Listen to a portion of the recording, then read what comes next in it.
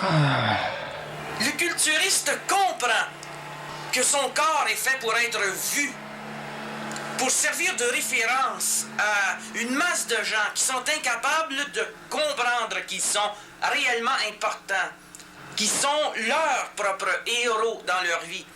Et le culturiste sent que pour la population moyenne, il joue un rôle de paramètre extérieur de leurs désirs et de leurs besoins refoulés, et qu'il constitue dans la société le portrait du héros qu'on n'attend plus, parce qu'il incarne un idéal qui n'est plus accessible aux masses aujourd'hui, dépourvu d'hygiène, dépourvu d'une véritable ventilation de l'inconscient.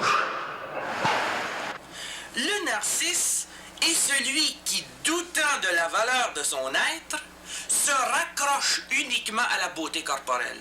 Le narcisse est donc un être extrêmement vulnérable. Il a peur de la mort, parce que la mort, la vieillesse, la maladie vont ternir cette beauté. Alors que dans le culturisme, il y avait ici un véritable rempart contre la laideur. Et je vois dans le culturisme une tentative de surmonter l'échec de notre civilisation. Notre civilisation est essentiellement axée sur les valeurs de consommation.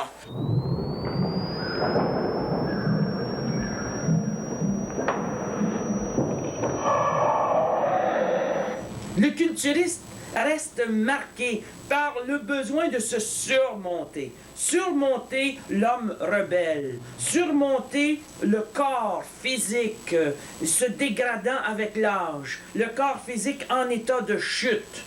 Et le culturiste, par le fait même, est à la recherche de moyens d'assurer une survie à cette beauté qui, souvent passé la trentaine, s'en va parce que les gens ont pris du ventre, parce que les gens n'ont plus cette santé, cet équilibre, cette peau satinée qu'ils avaient, parce qu'ils ne prennent plus du soleil, parce qu'ils boivent trop, parce qu'ils se couchent tard, parce qu'ils ont des cernes sous les yeux, alors que lui, le culturiste, défie la mort par son entraînement.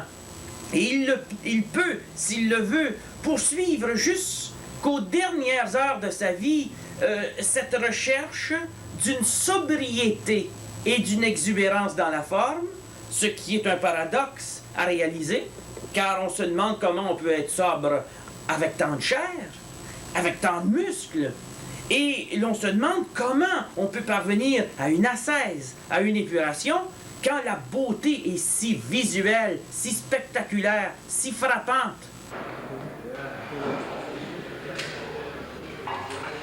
Je pense qu'il y a chez le culturiste quelque chose de mystique.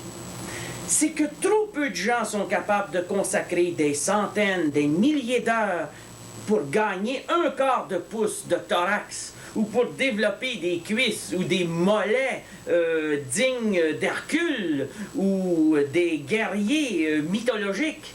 Et alors, les gens confèrent au culturisme une valeur de fétiche, s'associent à lui, sentent qu'à travers le travail de puissance qu'il fait sur lui-même, il épure sa chair, il immole sa chair. Et le culturiste, dans l'esprit de ceux qui n'ont pas le courage de faire ce qu'il entreprend, mais l'investissent de tout leur désir et de leur passion abolie, rafrénés par leur mode de vie, le culturiste représente une sorte de Christ.